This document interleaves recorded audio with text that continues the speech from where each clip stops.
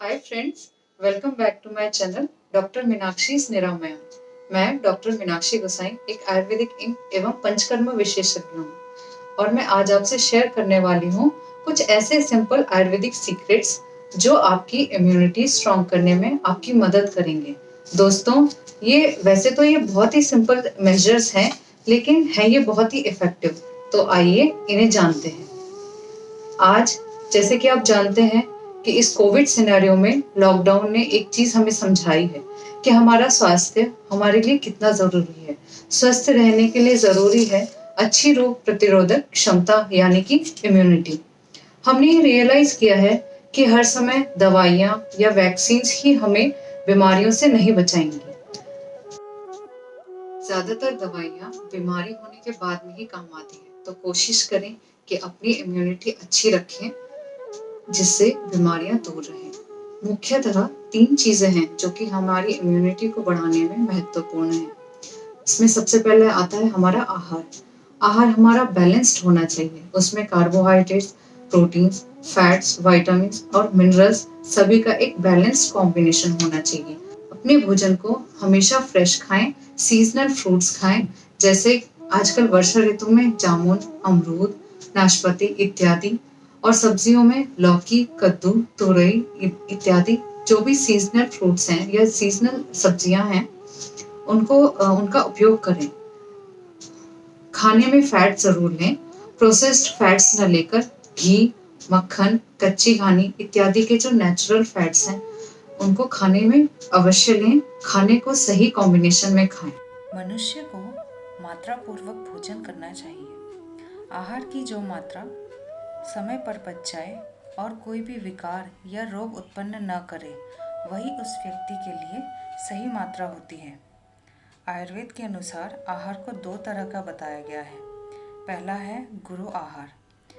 वे भोजन जो देर से पचते हैं, जैसे चावल से बने हुए भोज्य पदार्थ, मांस, मछली, दही, उड़द, अधिक तेल में बना हुआ खाना, डीप फ्राइड आइटम्स और फास्ट फूड।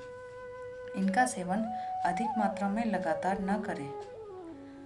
दूसरा है लघु भोजन। वे भोजन जो जल्दी एवं आसानी से पच जाते हैं, जैसे कि साठी चावल, शाली धान, मूंग की दाल, सेंधा नमक, जौ का आटा, दूध, पुराना शहद, पुराना घी। इनका प्रयोग लगातार परंतु मात्रापूर्वक करना चाहिए। ये बैलेंस्ड फूड इम्यूनिटी को बढ़ाता है और हमें एसेंशियल न्यूट्रिशन प्रोवाइड करता है। सही मात्रा में लिया गया भोजन इंडाइजेशन, स्किन प्रॉब्लम्स और हेयर फॉल्स इत्यादि रोगों को उत्पन्न नहीं करता है। दूसरी इम्पोर्टेंट चीज है हमारी नींद यानी कि स्लीप।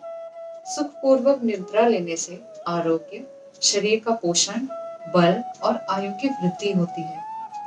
निद्रा के न आने से शरीर में रिश्ता यानी कि वीकनेस, बल की हानि यानी कि फटीग तथा अनेक प्रकार के रोग होते हैं, जैसे कि एसिडिटी, डिस्ट्रेस इत्यादि।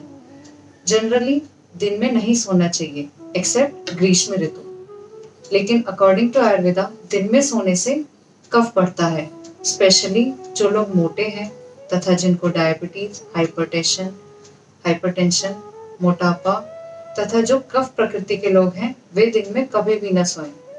कुछ रोगों में दिन में सोया जा सकता है, जैसे इंडाइजेशन, डायरिया और पेन, जैसे कि हेडेक, माइग्रेन, स्टमक एक इत्यादि। जिस प्रकार शरीर धारण के लिए नियम पूर्वक सेवन किया गया आहार लाभकारी होता है, वह हमारे शरीर को आरोग्य बनाए रखता है, उसी प्रकार नियम पूर्वक सोने से भी शरीर स्वस्थ रहता है।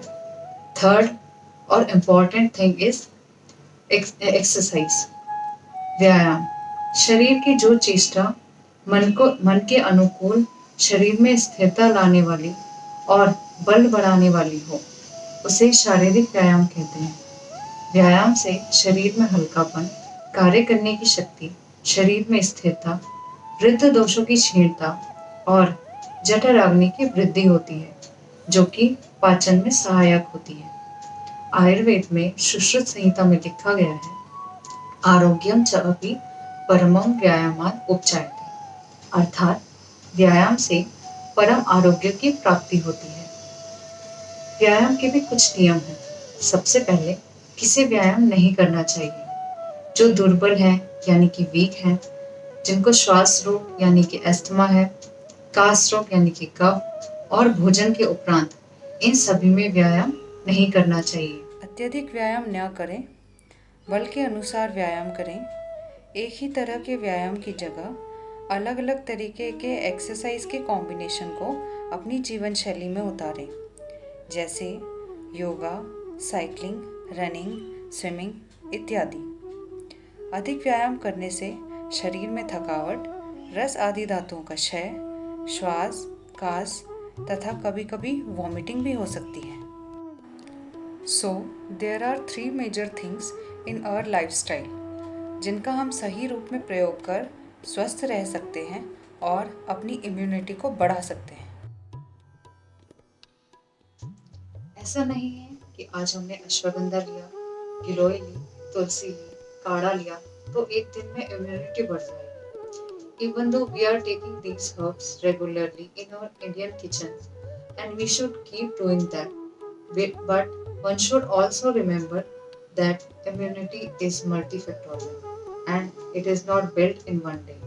It's a continuous effort. So, thank you friends for your patience and attention.